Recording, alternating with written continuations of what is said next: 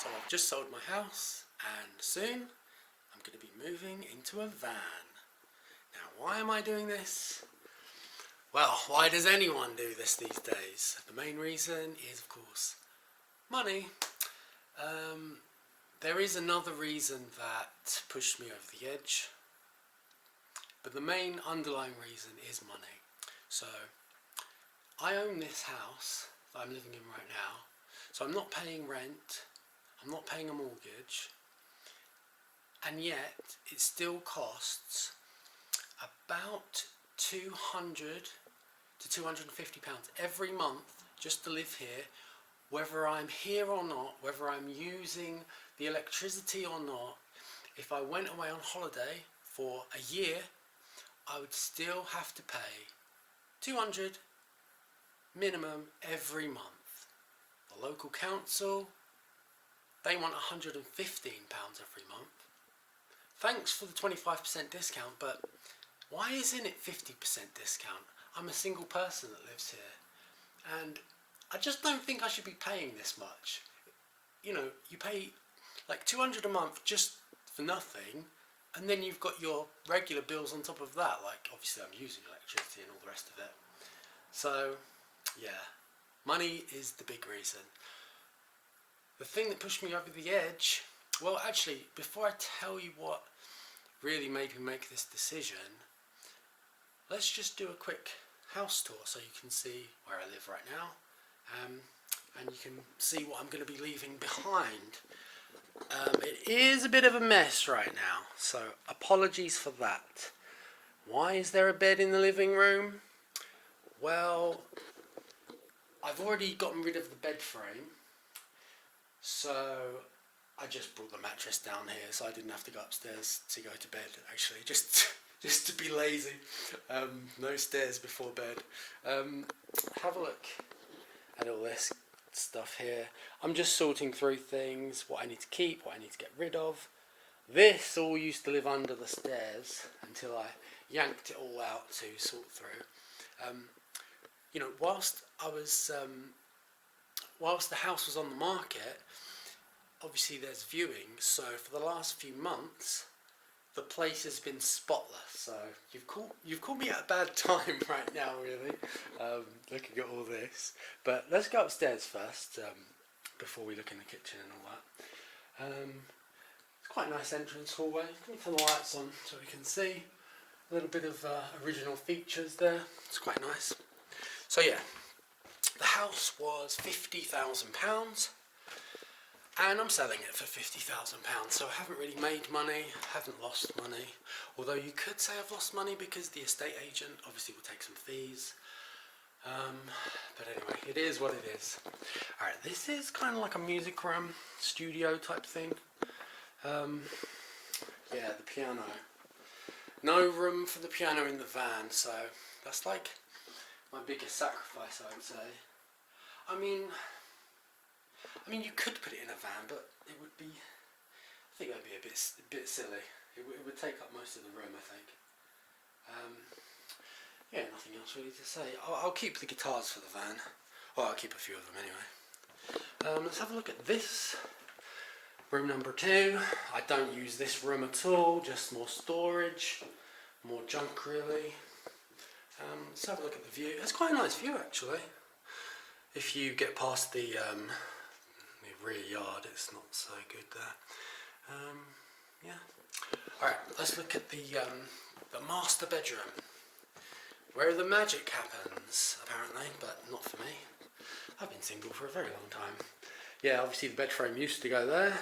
It's downstairs. Well, the mattress is downstairs now. But yeah, it's quite a roomy room. Let me stand in the corner so we can see. Got a big room. I didn't bother with putting curtains up because I knew I'd be moving out. Why waste the money? Alright, let's go downstairs and I'll tell you the thing that pushed me over the edge.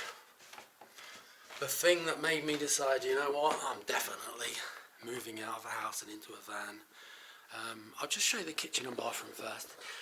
Yeah, I'm not going to lie, I am quite a messy person, but yeah, I'll definitely do the washing up at some point today, hopefully. And the bathroom, nothing special. I would say one thing, the shower's good because it maintains a nice temperature, which is always good. No one likes to be scalded or frozen. Alright, so the thing that pushed me over the edge was noisy neighbours on this side. I'm just going to show you this wall first, and then I'll play you some audio clips.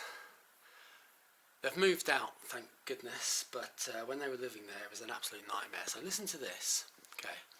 This is the lower part of the wall. Absolutely solid brick. That's what you want from a partition wall, right? Up here, listen to this. Absolutely hollow. So I'm guessing that they made, I don't know why they made it out of two different materials. It's like cheap wood at the top and like brick at the bottom. But yeah, the noise would come through so loud through this part of the wall. And for some reason, this is where they had most of their big arguments. So before I play you these clips, let me explain why I recorded my neighbours, because obviously that might be a bit of a creepy thing to do. So I went online to find out like what you're supposed to do about noisy neighbours. So step number 1, knock on the door and ask them, blah blah blah. Yes, I did that. Had no effect whatsoever. Then they say, now you need to keep a, what did they call it? An audio diary type thing. So write down the date, time, what the noise is, and record the noise. And keep that for a few months. Then go to the local council, and then they'll do something about it, or they won't. But you'll probably understand why I didn't bother contacting the council after you hear these clips, because it's not like they had a drum kit that was going off at 2 in the morning and the local council could come around and say, hey, don't play the drum kit at that time, maybe take the kit away. It's just who they were just noisy, a noisy family.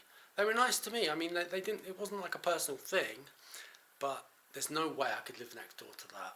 So when they moved in, I decided, yeah, I'm not going to be doing this house thing, paying £200, and it feels like rent. I'm paying £200 a month to live next door to that lot. Have a listen to this.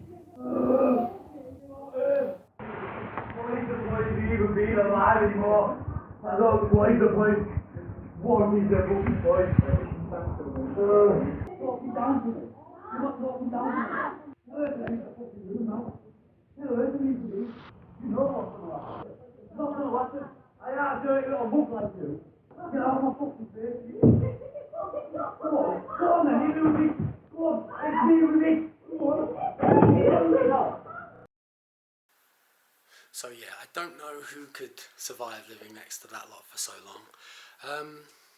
Yeah, it's empty now, but who knows who's going to move in, right? You can't control your neighbours, but if you live in a van, well, you don't have any neighbours really, and if there's a problem, you can just drive somewhere else and, you know, park up somewhere else and, you know, avoid problems and go to nice places. So that's what I'm going to be doing. I don't have a van yet though. That's the big thing. I better get on eBay and all the other sites and try and find a van. I just sold my car, so I didn't want to have a car and a van at the same time. So yeah, I'll get on this weekend, get on eBay and have a little look and see what there is. I've seen a Ford Transit close by. I think they want too much money for it, to be honest, so maybe I'll make an offer. And I've seen a VW T4 van, so I'm looking at smaller vans really. I don't want a big van, just because I feel like it's going to be inconvenient driving around a small urban area and, you know, having to park a big van, trying to squeeze into spaces. I think it would be a bit of an inconvenience. So the next thing I need to do, get a van, and yeah, I'll get this place cleaned up, to be honest with you, because yeah, it's not looking so tidy, is it? Alright, well, thanks for watching, and next one should be me going to get a van. Fingers crossed. Alright.